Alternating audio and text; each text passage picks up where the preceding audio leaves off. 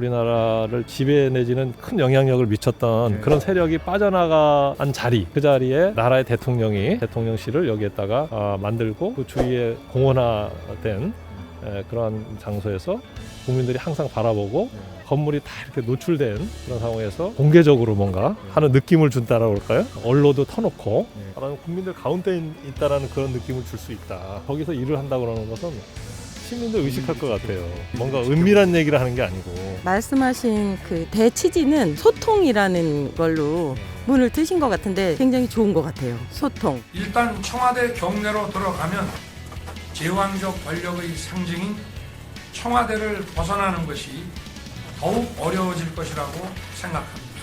그러나 그것이 어렵다고 또다시 국민과의 약속을 저버린다면 이제 다음 대통령 어느 누구도 이것을 새로이 시도하기 어려울 것입니다.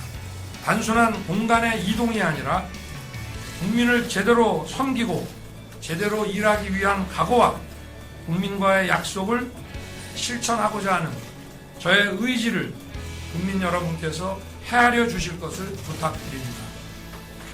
청와대는 임기 시작인 5월 10일에 개방하여 국민께 돌려드리겠습니다. 거기 들어가는 예산을 이거 너무 기재부에서 뽑아가지고 받은 겁니다. 저희가 만든 게 아니고 496억의 예비비를 신청할 계획입니다.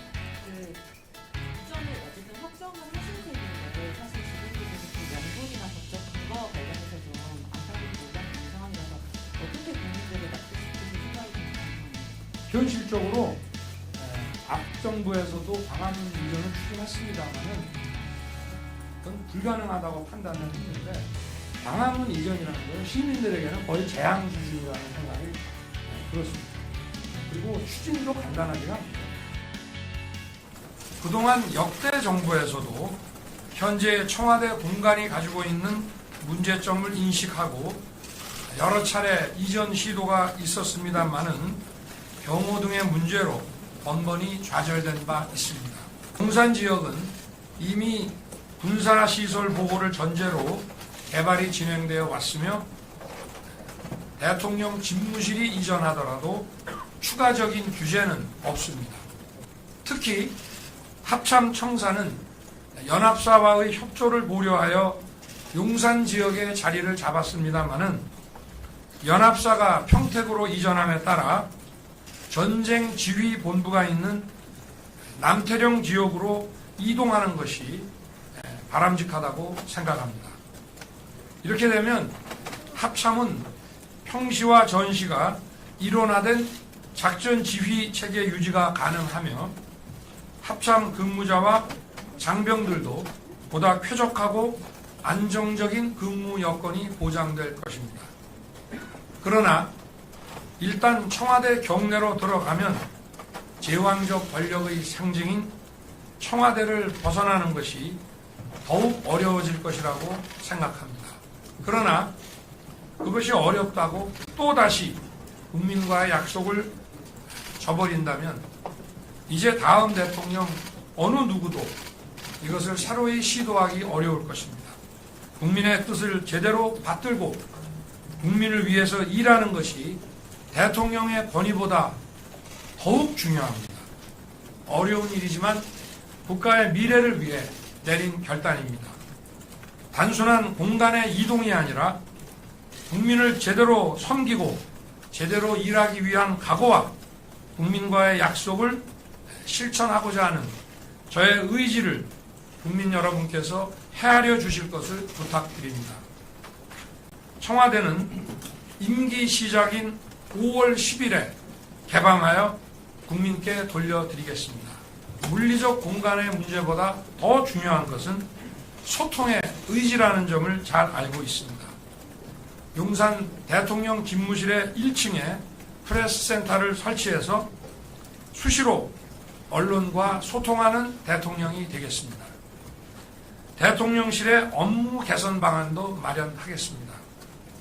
부처 위에 군림하면서 권력을 독점하는 기존의 모습에서 탈피해서 민관합동위원회를 설치하고 민간의 역동적인 전문가들의 아이디어가 국가 핵심 아젠다에 반영되도록 하는 방안도 구체화해 나가겠습니다.